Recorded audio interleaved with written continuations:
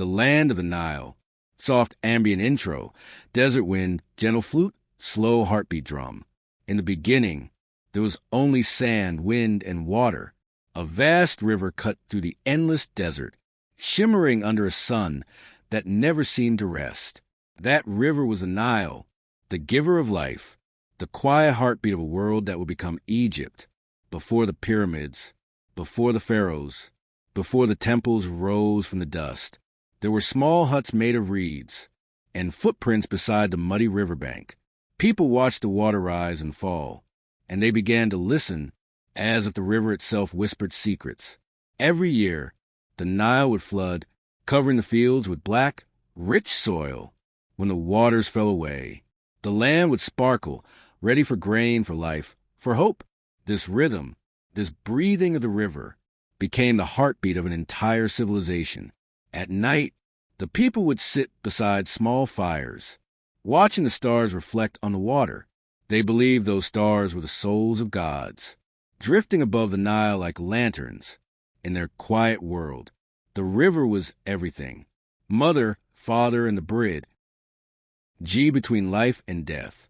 Slowly, villages began to form along the banks. Simple people with patient hands built their homes from mud and straw, facing the east, toward the rising sun, the face of the god Ra. In the early dawn, when the first light touched the water, farmers would step barefoot into wet soil, their shadows stretching long and thin. They planted barley and wheat, while children played nearby, splashing the cool morning water. As the sun climbed high, the land shimmered, golden and silent. Even the birds grew quiet, and the air seemed to sleep. But the Nile flowed on, calm, ancient, endless. When night returned, the people gathered to eat bread, drink from clay jars of beer, and tell stories. They spoke of the spirits of the river, how they lived in the currents, how they guided the floods, and how one must never anger them. To these people, everything had a spirit: the wind that touched their faces, the sand that burned their feet, the moon that followed them like a guardian. And somewhere deep in the desert, they believed the gods waiting for the right moment to reveal themselves. The floods came and went. The villages grew larger, and trade began along the Nile's long body. Boats made of papyrus drifted like dreamers, carrying fish, pottery, and stories from one village to another. The river became a road of memory. Each wave carried whispers of laughter, songs of harvest, and the quiet prayers of people who wanted nothing more than peace and food for their families. In the stillness of the night, when the fires dimmed and the stars ruled the sky, a sense of eternity wrapped the land. The Nile flowed softly, and its murmur became a lullaby, a song older than any kingdom, older than any king. Somewhere near the delta, a child was born, and one day he would become the first pharaoh.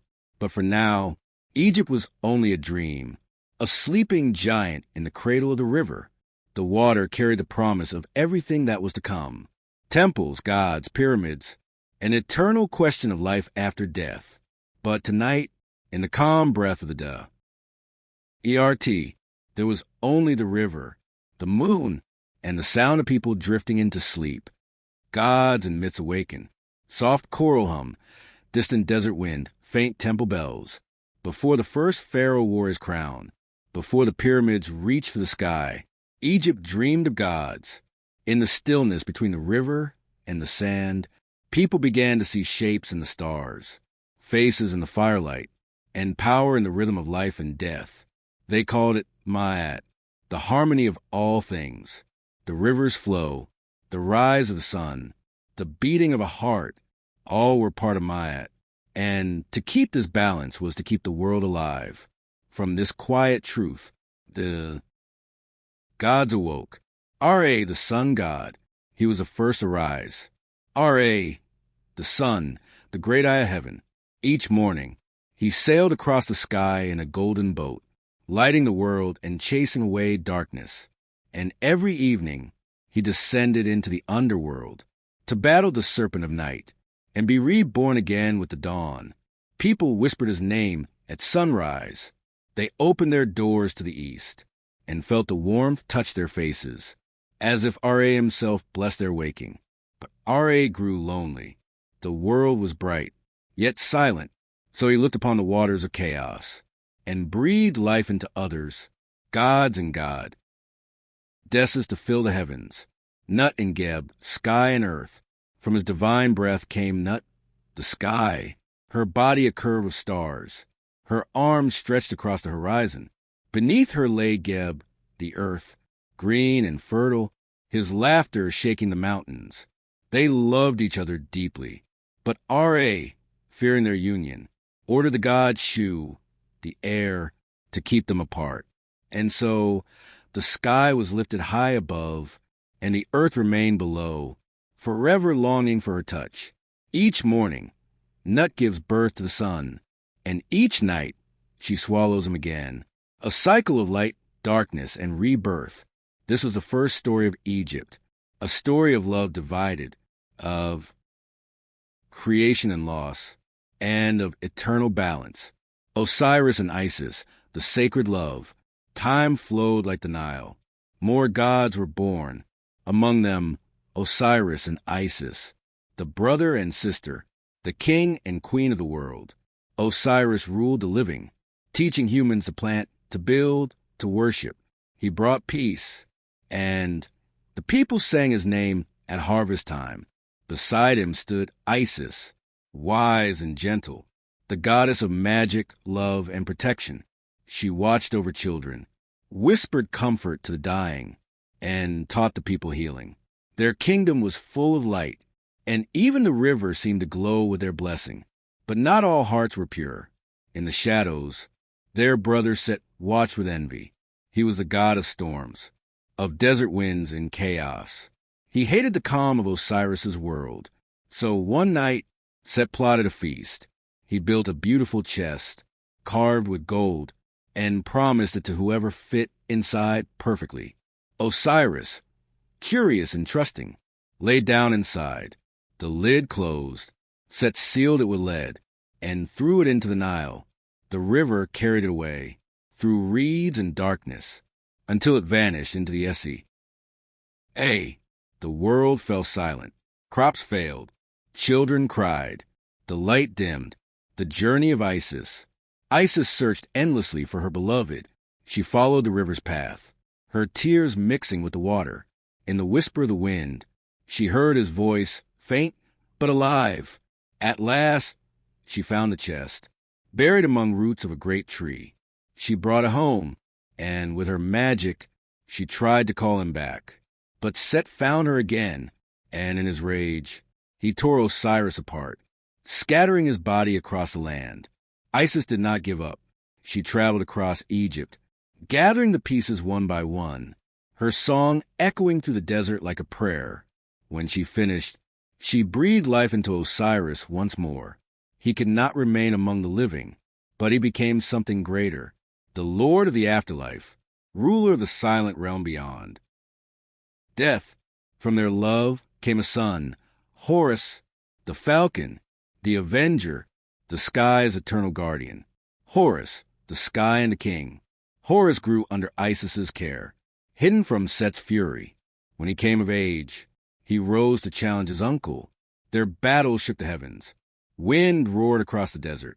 The Nile turned red with storm. In the end, Horus triumphed. He reclaimed his father's throne and restored Ma'at, the order of the world. Every pharaoh that came after was said to be the living Horus, the child of the gods, the bridge between heaven and earth. And so the people of Egypt began to see the divine in everything, in the water that gave life, in the fire that warmed the night, in the sun that rose each morning. They did not fear death, for Osiris waited beyond it. They did not fear darkness, for Ra would always return.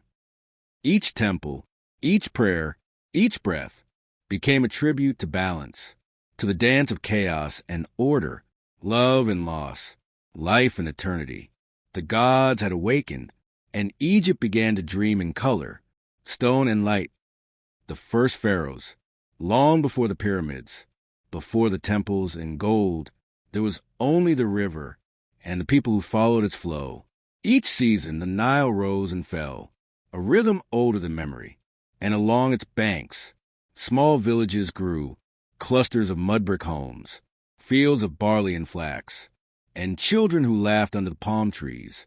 They called this the Black Land, for when the floodwaters receded, the soil turned dark, clay and rich, a gift from the gods. Beyond it stretched the Red Land, the endless desert, where the sun burned without mercy, and only silence reigned. Life depended on the river. To live in balance was to survive. And soon one truth became clear. The land needed order, a single voice to guide it, a ruler to hold Ma'at. The cosmic harmony. Narmer, the unifier. In the south, there rose a kingdom called Upper Egypt, where the Nile cut deep between cliffs of stone. To the north lay Lower Egypt, a vast delta of green and mist, where the river met the sea. For centuries, the two lands lived apart, each with its own crown, its own god, its own pride. But one man dreamed of unity. His name was Narmer, a king of the south, a warrior with the patience of stone. He marched north with banners of white and red, his army moving like the river itself, slow, steady, unstoppable. And when the dust settled, the two lands became one. Narmer placed both crowns upon his head, the white of Upper Egypt, the red of Lower, and the double crown shone in the sunlight, symbol of a new world. He founded his sea. Capital near the meeting of the lands, Memphis, where north and south kissed the same horizon. From there, he ruled with balance and strength, guided by the will of the gods. The people believed he was chosen by Horus, the living embodiment of divine order. His every breath, his every decree, was part of the eternal rhythm of Ma'at. The pharaoh was not just a man. He was a bridge between heaven and earth. Soft paws, sound of flutes, gentle drums echo. The age of kings had begun, and with it, the story of Egypt entered its golden dawn, the birth of the kingdom.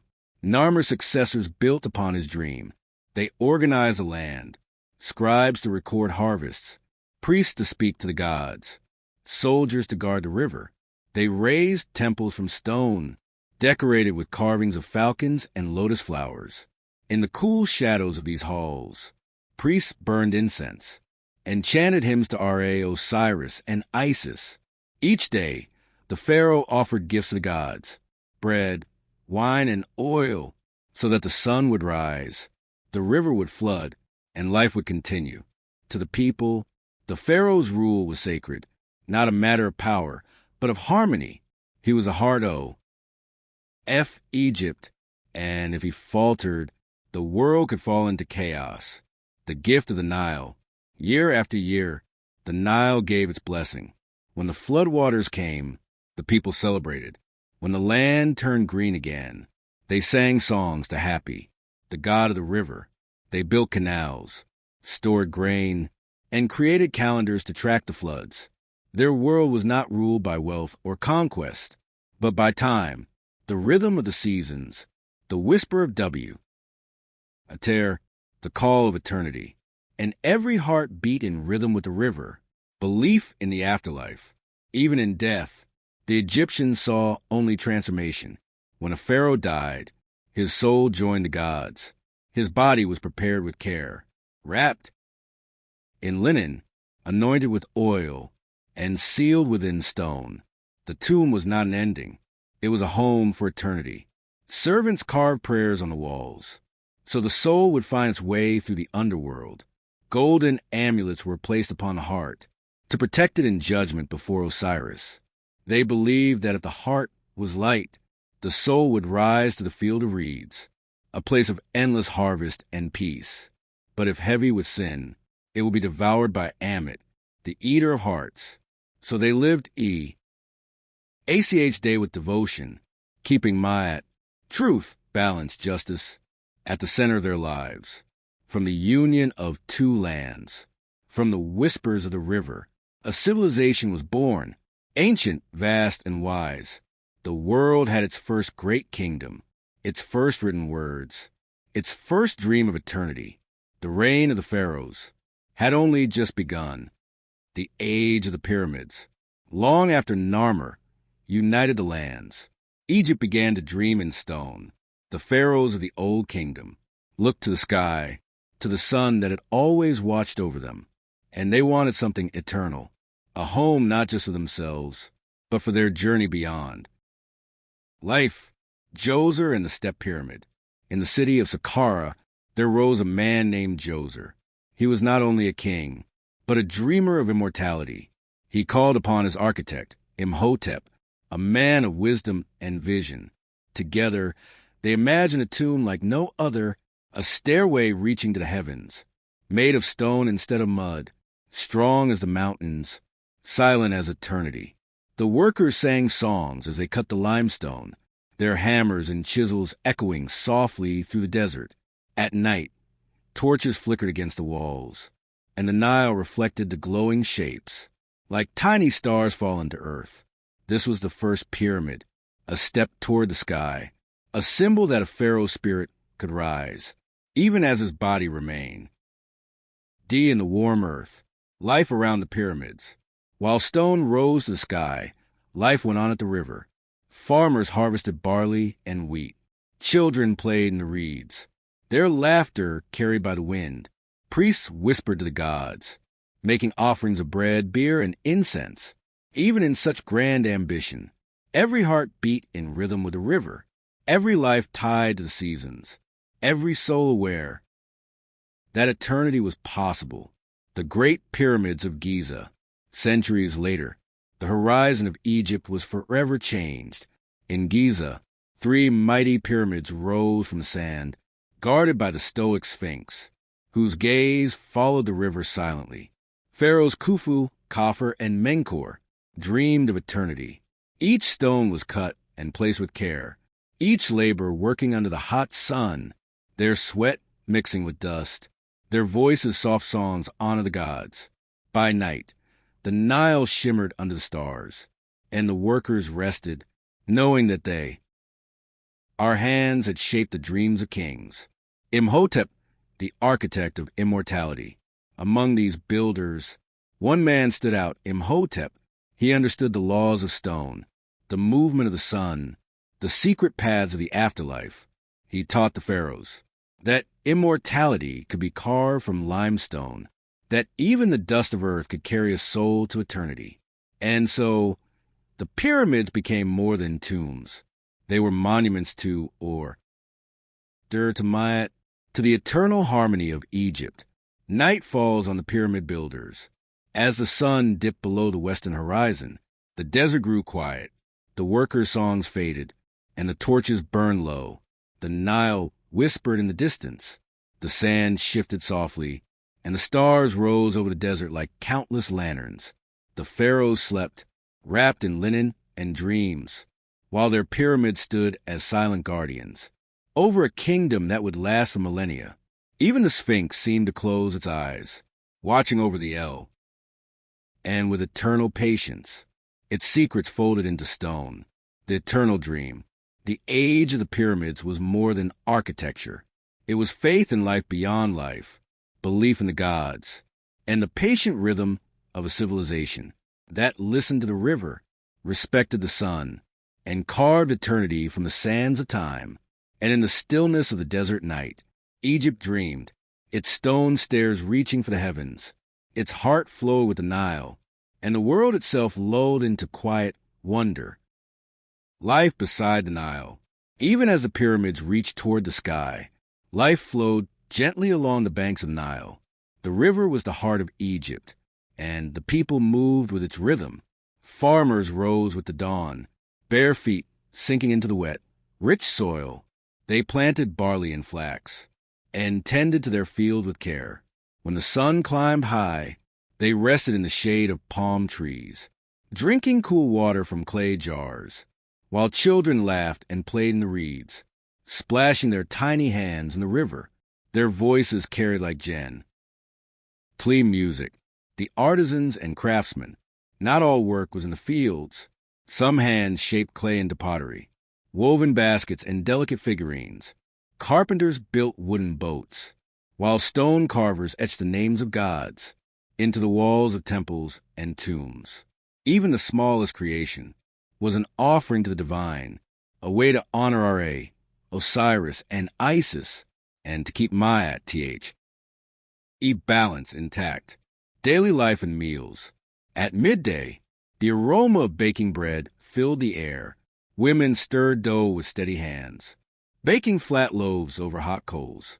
Men returned from the fields, their bodies warm from labor, their hearts in harmony with the river. Families shared meals together, bread, onions, fish from the Nile, and a small measure of beer, thick and sweet, made from barley. As they ate, they told stories of gods and heroes, of floods and harvests, of kings and queens long gone. Even simple tales carried lessons, truth, honor, and the eternal rhythm of life. Evening rituals and prayers. When the sun began to sink, the villagers lit small oil lamps, casting a golden glow on mud brick homes. Priests walked among them, whispering prayers to gods, asking for protection, health, and good harvests. Children knelt beside their parents, imitating the gestures, learning the songs and chants that would guide them through life and prepare them for the world beyond. The river mirrored the sunset, a ribbon of fire stretching across the land, and for a moment, all was still. El was sacred, and the world seemed infinite. The rhythm of the Nile. At night, the river's surface shimmered, like countless tiny lanterns. Birds roost in the reeds. Frogs croaked softly along the banks, and a gentle breeze carried the scent of mud and flowers. Fishermen paddled quietly in reed boats, casting nets with careful hands. Their eyes reflected the stars above, and their hearts were at peace, because they understood the gift of the Nile, how it gave life, sustenance, and hope. Even the Pharaohs' grand pyramids seemed to breathe in unison with the people below, watching over civilization that knew the river was the source of all things. Night falls over Egypt. As darkness settled, families gathered inside their homes. A mother hummed a lullaby to her child, while the father told a quiet story of the gods. The air was cool, and the river whispered its eternal song. It was a song of peace, of balance, of life flowing forward, as it had for thousands of years. Sleep came easily beside the Nile, and dreams drifted like tiny boats across the water, carrying hopes, prayers, and the quiet magic of a land watched over by gods, a land that would endure forever. The age of gods and queens.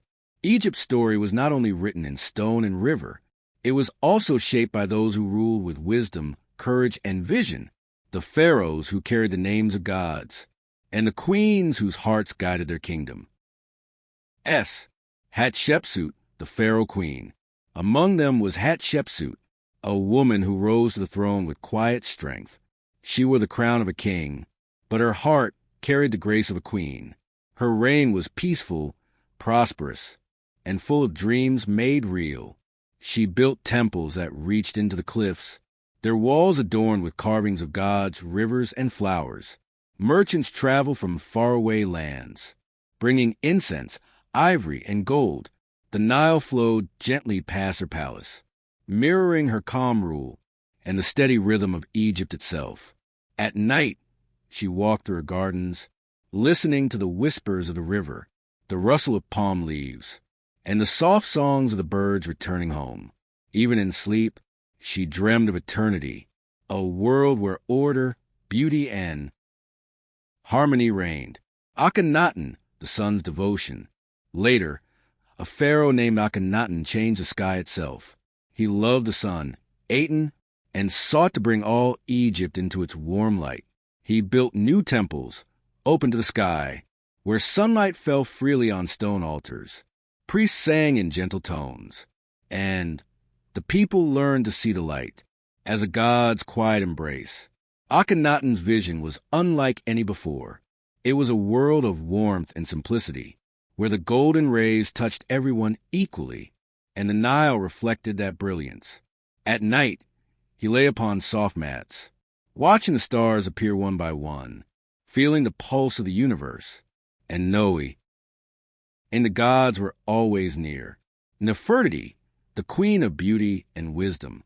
Beside him stood Nefertiti, whose beauty and wisdom were whispered across the land. She guided the people, taught the children, and maintained the rituals that kept Maat alive. Even in quiet moments, she spoke with the gods, listening to the winds, the river, and the trees. Every movement, every breath, was a meditation on balance and eternity. Together, Akhenaten and Nefertiti shaped a kingdom where light and life intertwined, where the people learned to dream under the same sun that had guided Egypt for millennia. Nightfall in the kingdom of queens and pharaohs. As dusk settled over the Nile, temples glowed softly in the fading sunlight. Gardens and courtyards were calm, and the distant hum of the river filled the air. Children slept in mud-brick homes. Farmers and artisans rested, and the pharaohs closed their eyes, knowing that the gods watched silently. Even the statues seemed to breathe in the twilight, and the desert wind carried whispers of peace through reeds, palms, and papyrus. In these quiet nights, Egypt rested under the watchful gaze of its rulers, safe in the rhythm of the river and the eternal promise of the sun and stars. The boy king, long after the queens and sun-loving pharaohs, a boy ascended the throne of Egypt. He was young, barely a man, but already the weight of eternity rested upon his shoulders. His name was Tutankhamun, the boy king, a young pharaoh. Tutankhamun's days were filled with rituals and lessons. He learned the stories of Ra, Osiris, and Isis, the history of pharaohs who came before him, and the sacred duties of his crown. Even in play, he carried the dignity of a king. He rode along the Nile in small boats, watched the farmers sow fields, and felt the rhythm of Egypt beneath his feet. The people adored him, their young pharaoh, a bridge between the gods and the world of men, the tranquil life of a pharaoh. In the palace, Tutankhamun wandered through quiet halls, past statues of falcons and lions, past walls painted with scenes of the Nile, and corridors scented with incense. He dined on bread, figs, and sweet wine, listened to the songs of harps and flutes, and watched the sunset over the river. Evenings were calm and gentle. The pharaoh's chambers glowed with soft oil lamps, and attendants moved silently, ensuring that the boy king slept in peace, the tomb in eternal rest. Though young, Tutankhamun knew of life beyond life. He was taught that death was only a passage, that the soul would journey to the afterlife, guided by Osiris and protected by Isis. When he passed from the world of the living, his body was wrapped with care in fine linen, adorned with golden amulets, and placed within a tomb carved from stone. Every detail was designed to ensure his journey through the underworld to reach the field of reeds, a place of eternal peace, where the Nile's whisper followed him forever, the legacy of a young king. Though his reign was short, Tutankhamun's legacy endured. His tomb, hidden for centuries, would one day be discovered, revealing the brilliance of a boy who had walked with the gods and the river as his guides. And for the people of Egypt, his life remained a quiet testament that even the youngest heart, if guided by might and love for the land, could touch eternity. At night, the Nile reflected the moon, and the soft rustle of papyrus leaves seemed to tell his story, a lullaby carried gently across the water, from one generation to the next. The fall and the foreign kings. Centuries passed. The mighty pharaohs had long departed. The rivers still flowed, golden under the sun, and the desert winds whispered through the dunes. But Egypt, timeless as it seemed, was not immune to change. Foreign kings and distant armies began to cast their shadows over the land. The Persians and the Greeks. First came the Persians, rulers from faraway deserts, bringing their own banners, their own laws. They respected the Nile, but they did not understand the heart of Egypt. Then the Greeks arrived, led by ambitious conquerors, their ships glinting on the Nile like silver snakes. They brought new ideas, new gods, and slowly, the old ways began to mingle with the new. The people of Egypt watched quietly, carrying on their rituals, offering prayers to Ra and Osiris, hoping the river wow. LD keep them safe. Cleopatra, the last pharaoh. In time, a queen rose to the throne. Cleopatra, wise, beautiful, and cunning. She understood the hearts of men and gods alike. Her palace gleamed along the Nile, filled with gardens, fountains, and soft music. She walked in the warm sunlight, the breeze carrying the scent of lotus and papyrus. Her people adored her, and the river reflected her grace. Cleopatra met kings and conquerors, negotiating with Rome, using both charm and wisdom to protect her kingdom. Yet even she knew that change was inevitable. The empires of the world were shifting, and Egypt's golden era was drawing to a quiet close, the end of an era. The temples, once bustling with life, began to grow silent. The pyramids stood in still majesty, watching the river flow endlessly. Statues of gods and pharaohs cast long shadows over sands.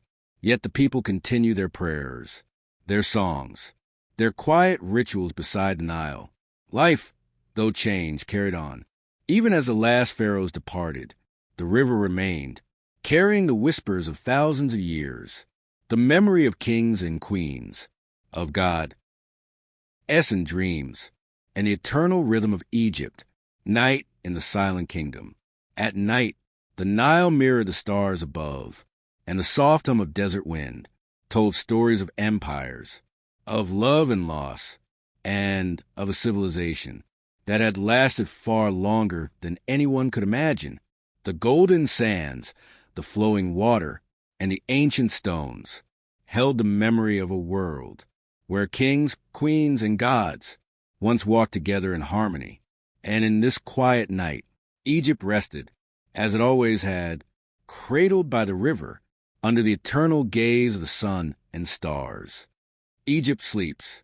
The sun had long set, and the golden sands of Egypt glowed softly under the moon. The river, eternal and patient, mirrored the stars above, its waters carrying whispers of thousands of years.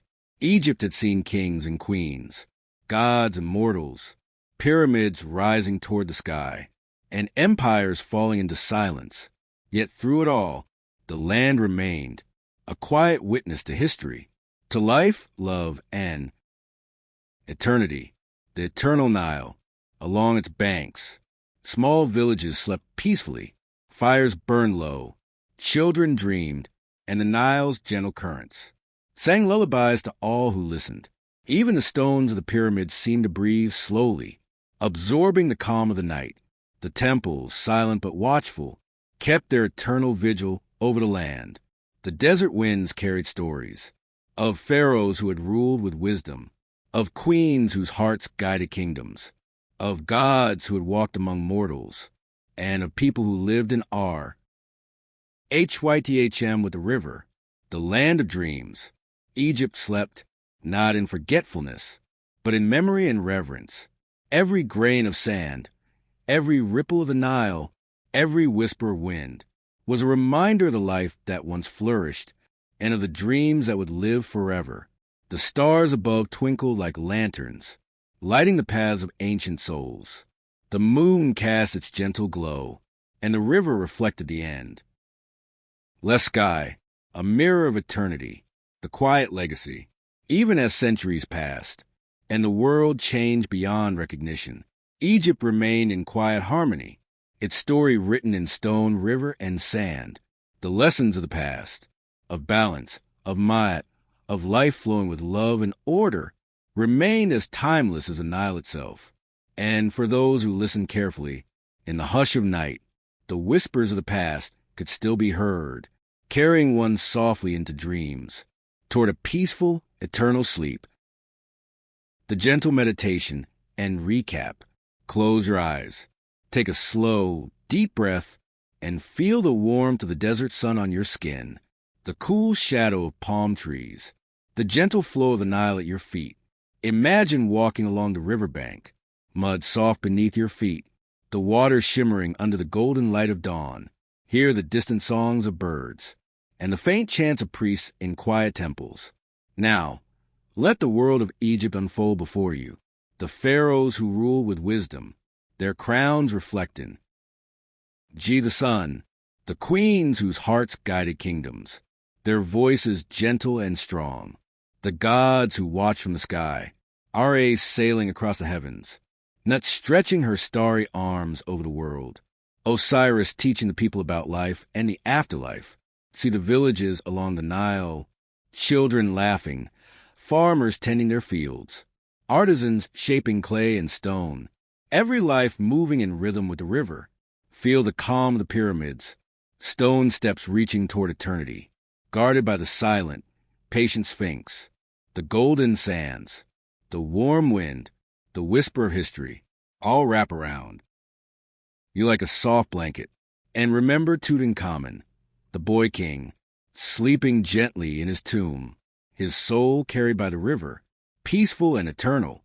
Hear the echo of Cleopatra's palace, the Nile reflecting moonlight on her gardens, the soft songs of her people drifting into the night. Everything that has happened, every story, every life, flows gently now, like the calm current of the Nile. Breathe slowly. Let your mind float like a small boat on the river. All is well. All is at peace. Egypt watches, timeless and serene, and as you drift deeper, the river